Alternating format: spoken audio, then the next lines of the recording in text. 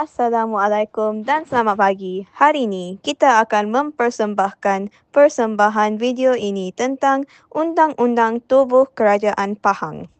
Note: sentences in Malay will be written in this font. Sentences in English will be written in this font. After slide 5, Malay and English translations will be in separate slides due to insufficient space. We are currently on slide 2. Undang-Undang Tubuh Kerajaan Pahang ialah terlembangan negeri Pahang yang mengandungi undang-undang dan prinsip utama berkenaan. Pahang Government Constitution is the constitution of the state of Pahang, which contains the main laws of principles. Fakta utama tentang Undang-Undang Tubuh Kerajaan Pahang diperkenalkan pada 1 Februari 1948 semasa pemerintah Sultan Abu Bakar. Key facts about the constitution of Pahang government, introduced on 1 February 1984 during the reigns of the Sultan Abu Bakar.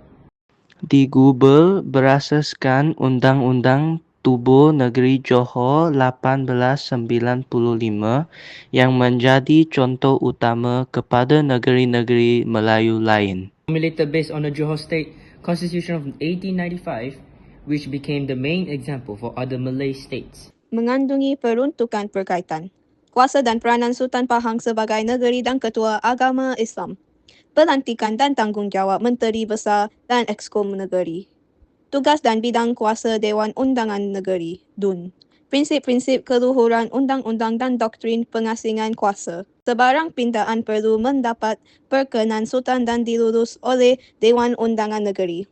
Sultan bertindak mengikut nasihat dalam perkara tertentu yang melibatkan kuasa budi bicara baginda.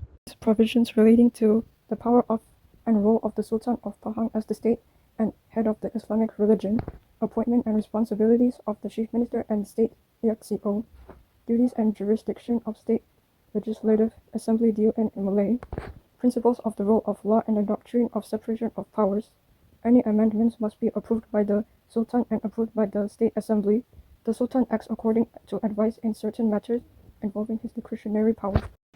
Tujuan undang-undang ini menjamin kestabilan politik negeri, menentukan aturan pemerintahan yang sah dan teratur, menjaga hak dan tanggungjawab rakyat dan pemerintah. These laws guarantee the political stability of the state, determining legal and orderly government rules, protecting the rights and responsibilities of the people and the government. Undang-Undang Tubuh Kerajaan Pahang Perlembangan Negeri Pahang yang jadi asas pemerintahan. Isi penting: Sultan, Ketua Negeri dan Agama, Latih MB ikut nasihat EXCO, Menteri Besar dan EXCO, urus pentadbiran negeri, kubal undang-undang, lulus bajet. Agama Islam, agama rasmi Sultan Ketua Agama, perlu izin Sultan dan DUN. Pahang Government Constitution State Constitution, Pahang is the basis government. Important points. 1. Sultan head state and religion, appoints MB, follows Exco advice. 2. Menteri Besar and Exco manage state administration. 3. DUN enact laws, pass budget. 4th. Islam, official religion, Sultan as head of religion.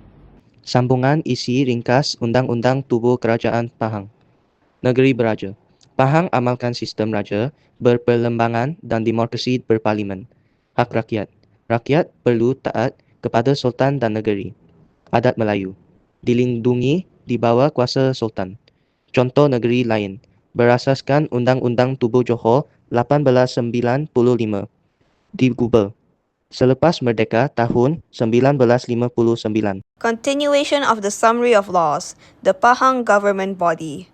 Monarchy. Pahang practices a system of constitutional monarchy and parliamentary democracy.